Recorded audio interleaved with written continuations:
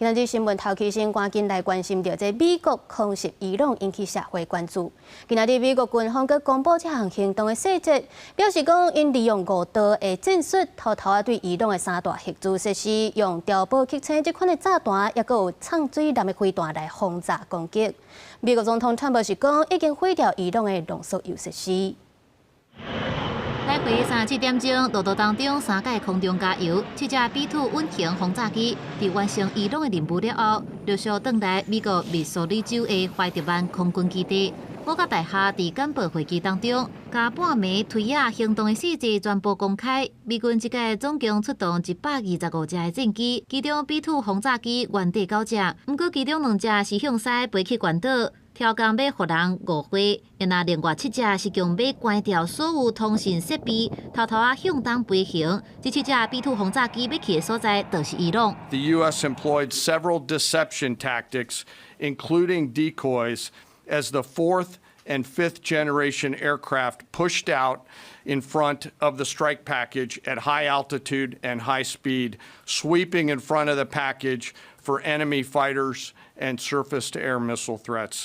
美军这场行动先趁机会发动一阵炮火，破坏附近低对空设施的威胁。7架 B-2 刷落来就出现啊！其中14粒分别是13.5吨的战略杀手大粒的钻地炸弹，相对好2岛的设施牵12粒，刷落来起6탄珠，搁等2粒。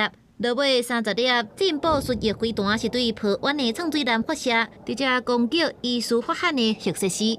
Final battle damage will take some time, but initial battle damage assessments indicate that all 3 sites sustained extremely severe damage and destruction.